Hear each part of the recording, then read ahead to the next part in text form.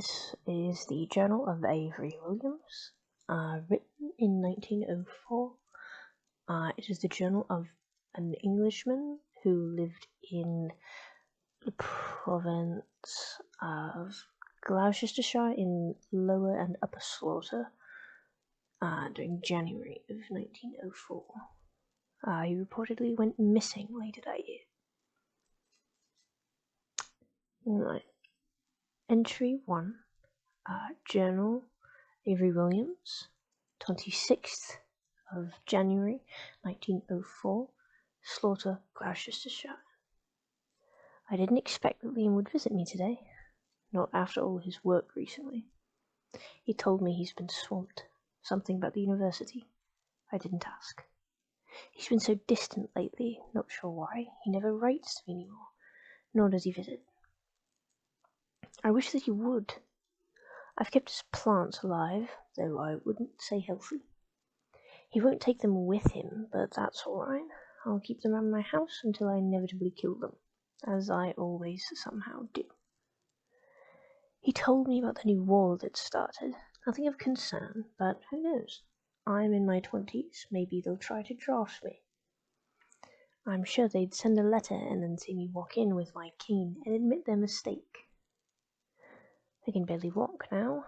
My cane is the only thing holding me up on my walks, though I manage to make it to Miss Reagan's garden every morning. The doctor said I had until Christmas. Well, haven't I shown him? Maybe I'll make it to St. Valentine's. I doubt I will. Well, at least I have a wonderful view of the garden from my bedside window. Harriet keeps the windows open for me. She says it helps. She says all of the big hospitals insist that clean air can cure tuberculosis. I don't think it can, or at least my chest says it can't. I can barely get an easy breath in. Simple clean air hasn't, and won't, make it any better. Liam says I should rest. I think Liam doesn't know what he's talking about. He's a fool, and I hope I haven't spread my illness to him or Miss Reagan. If I wasn't so ill, I think I'd ask Miss Reagan to marry me.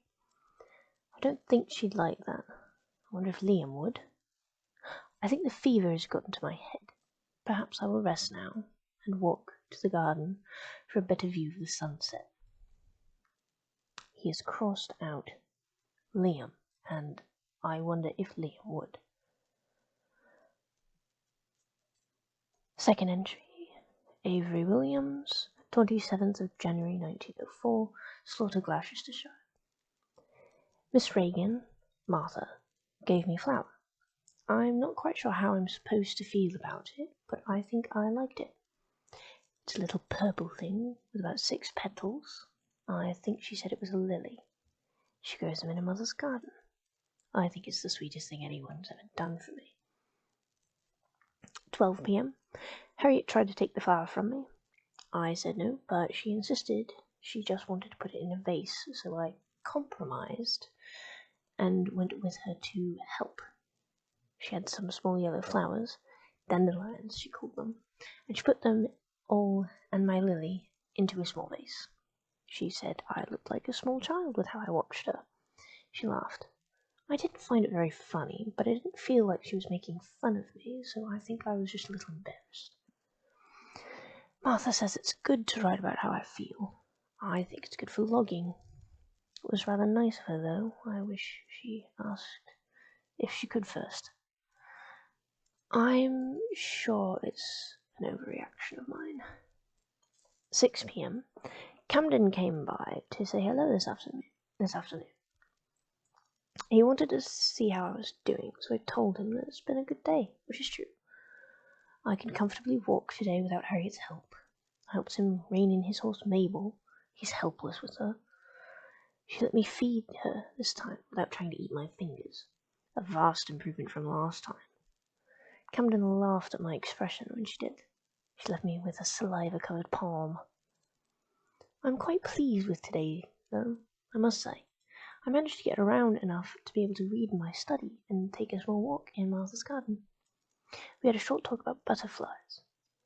I think I liked talking about trivial things with her. She has interesting opinions and knows much more than one would think. Entry 3, Avery Williams, 28th of January, 1904. Slaughter, Gloucestershire. Miss Reagan came by again today. She asked if I wanted to go on a walk with her. I naturally obliged, and we had a wonderful morning hike through the town.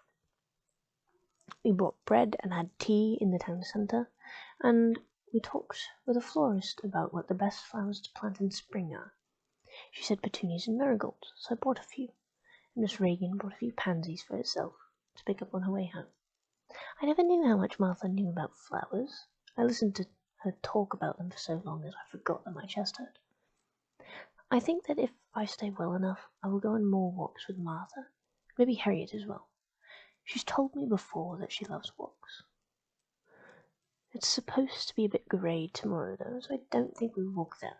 But perhaps after the sky clears, I will ask the two of them if they'd like to hike with me. If I could, I think I would do this more often on my own, like my father and I did when I was small.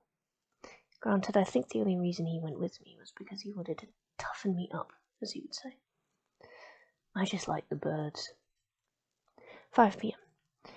Harriet is worried for me. I came home with a cough from my walk, and it hasn't gone away. I know that I normally cough due to my infection, but this has been a small bit worrisome, as it's worse than normal. I can't drink properly because of it, and Harriet is worried that I will choke on food if I try to eat. I think I will be fine in that respect, just perhaps that I have overexerted myself today. I came home to a letter from Liam. It's only been a few days since he visited, so I didn't expect one so soon, but I'm very happy with it. He told me about the research he's doing on some exotic plants, saying that some of them might be thousands of years old species-wise. He drew a few cute little diagrams for me, and he even enclosed a picture. I don't have many pictures, and this one is of an absolutely gorgeous little fern. It's titled Rebecca's Tree Fern. He wrote that he was sorry that he couldn't give me a leaf from it, but I'm happy just with the picture. It's gorgeous. He says it's from the Amazon.